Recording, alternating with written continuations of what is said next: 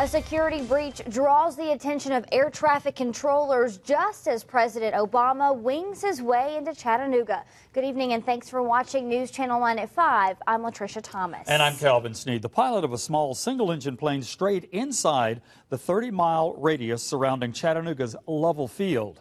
Now, the pilot ignored radio calls warning him about that violation.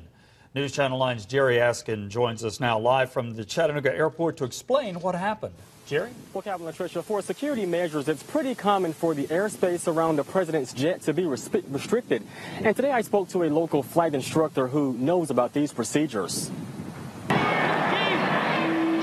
With Air Force One on final approach for Chattanooga's Lovell field, a drama was playing out with another airplane much smaller and apparently unnoticed by almost everyone on the ground, except for those with access to radio frequencies used by air traffic controllers in the tower at Lovell. The private single-engine plane was flying inside restricted airspace, and the pilot was apparently oblivious to radio calls trying to get his attention.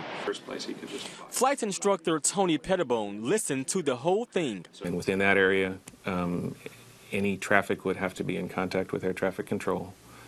They would have to have a flight plan and a clearance to go through that. The small plane violated the restriction somewhere near Dayton.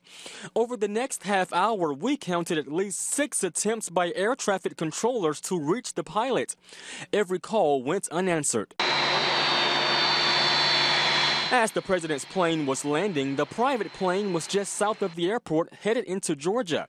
We received this statement from the FAA. The pilot did not respond to radio calls from air traffic controllers. The aircraft headed south and landed at West Georgia Regional Airport in Carrollton, Georgia. The FAA is investigating. Pilot certificate could be suspended or even revoked depending on the outcome of the investigation. It is an example of why to remember to check for temporary flight restrictions before flight.